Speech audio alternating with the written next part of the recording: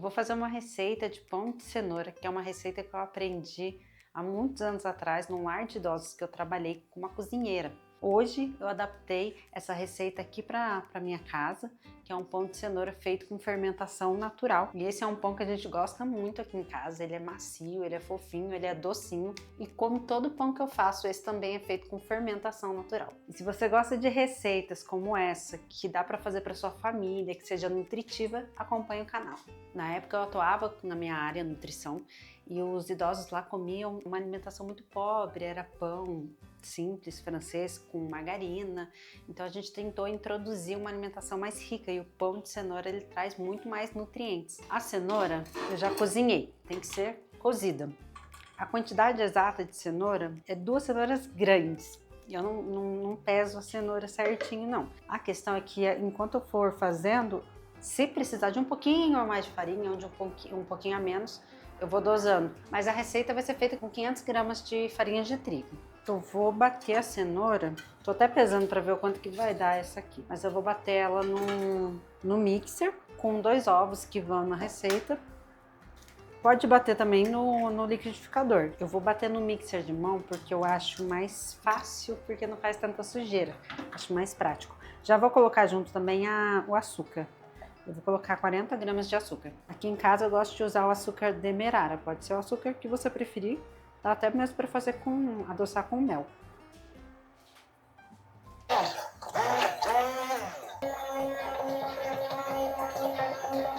A cenoura, quando você bate a cenoura assim, ela fica cheirando milho. Você entendeu? Eu bati, tá bem batido.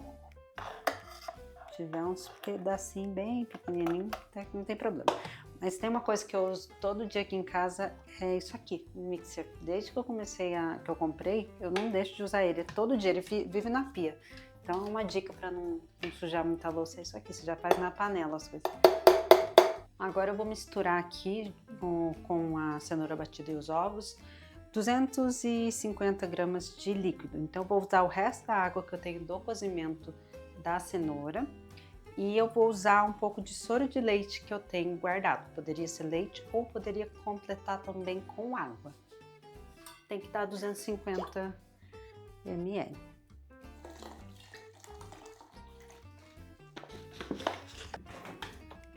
Antes de colocar a farinha, eu vou pegar o fermento natural. Para já misturar ele com o líquido, acho mais fácil. Tá 150 gramas do fermento natural. Passou um pouquinho. E agora é hora de misturar nessa primeira etapa e aí eu vou deixar descansar. É uma massa bem hidratada, não vai ficar aquela massa seca. E depois eu venho com a manteiga, na verdade eu já deixo a manteiga em cima aqui e o sal. Já aproveita e curte o vídeo que eu tô aqui com a mão na massa para te ensinar. E eu vou fazer a sova, não é sova, né? Dobra. Vou fazer dobras. Não vou fazer a sova convencional. Eu vou colocar um pouco mais de farinha. Então vai dar cerca de 550 gramas dessa farinha aqui. Essa é uma farinha diferente da que eu costumo usar, então eu vou colocar um pouquinho mais, porque a que eu uso, ela aguenta bastante hidratação. Essa aqui eu vou ter que colocar um pouco mais, então é importante que você conheça também a farinha que você usa. Assim você consegue acertar melhor na receita. Bom, eu vou colocar até um pouco mais de farinha. Essa farinha realmente não chega no ponto da farinha que eu gosto de usar. Então olha a importância de você saber usar a quantidade certa de líquido e de farinha. Às vezes você quer seguir uma receita ao pé da letra, mas com a farinha que eu uso fica de um jeito e a farinha que você usa fica de outro. Então vai dar mais ou menos aqui 600 gramas de farinha. Pode ser que o seu dê 500, pode ser que o seu dê 550. Então vai colocando depois das 500 gramas, vai colocando aos poucos.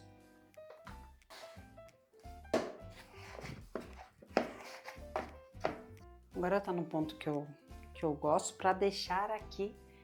Isso aqui chama fermentólise, né? Eu já coloquei o fermento, a farinha, o açúcar, o ovo e o líquido. E aí eu deixo aqui nessa fermentação inicial e a estrutura da massa vai ficar muito mais firme, que o glúten começa a desenvolver nesse tempo de cerca de 1 hora. E aí quando eu voltar, a massa tá muito mais fácil de manusear. E aí eu vou misturar a manteiga e o sal na massa. Então vou deixar descansar por um tempinho. E aí depois a gente volta. Vou picar a manteiga aqui, porque eu esqueci de tirar da geladeira. Aí eu vou deixar picadinha, que o tempo que eu deixar descansar a massa, ela já derrete. Aí eu já deixo aqui a quantidade de manteiga, que é 60 gramas, picadinha aqui em cima. E eu vou colocar também 10 gramas de sal.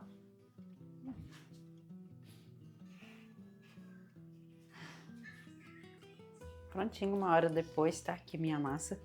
E ela vai estar... Eu gosto de molhar a mão para fazer esse processo, que gruda menos. E aí a manteiga já derreteu e a massa já tá com o glúten bem mais desenvolvido. Então você pode ver que ela tá bem mais elástica. E não gruda tanto na mão, igual grudava quando eu misturei. Ó, a massa já tá ganhando forma.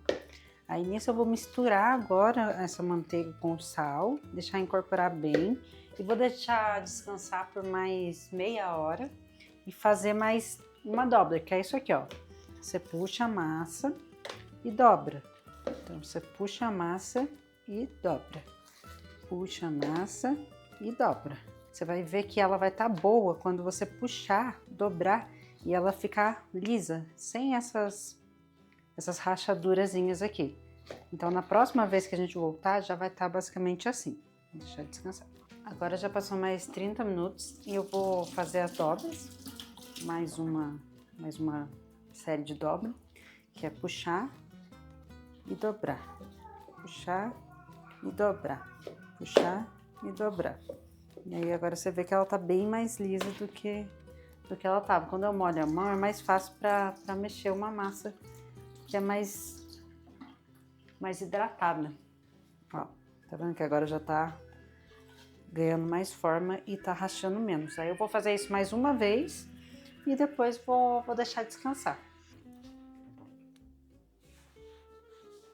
Agora eu vou para a última dobra aqui e a minha massa já tá num ponto que dá pra deixar agora ela descansar para poder fazer o molde, enformar e deixar crescer. Então ela vai crescer agora na primeira fermentação.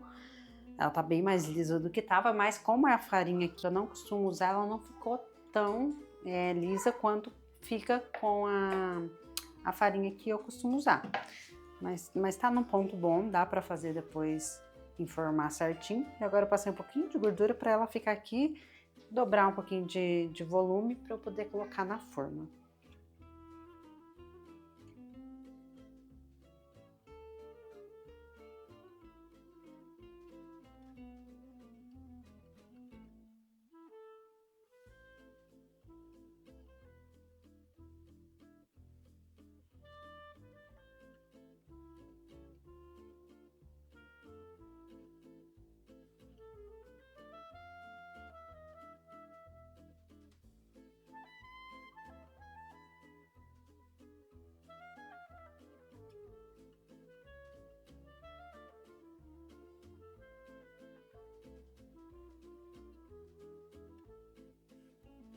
Agora são 5h30 da manhã, meu pão ficou fermentando na geladeira a noite toda.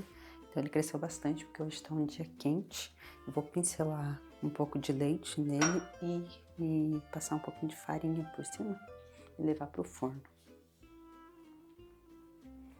Tô jogando a farinha agora, que dá um aspecto bonito pro pão, traz um aspectozinho mais rústico. Também dá pra pincelar gema de ovo e deixar ele mais brilhoso. Assim ele vai ficar um pão mais fosco por cima.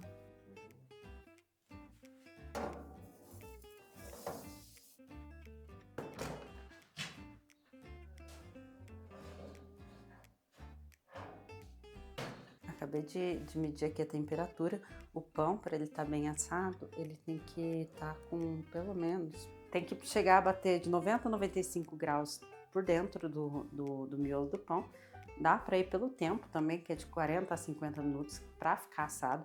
Nos 15 primeiros minutos eu coloquei na temperatura máxima do meu forno, que é 320 graus. Depois eu baixei para ele assar por dentro.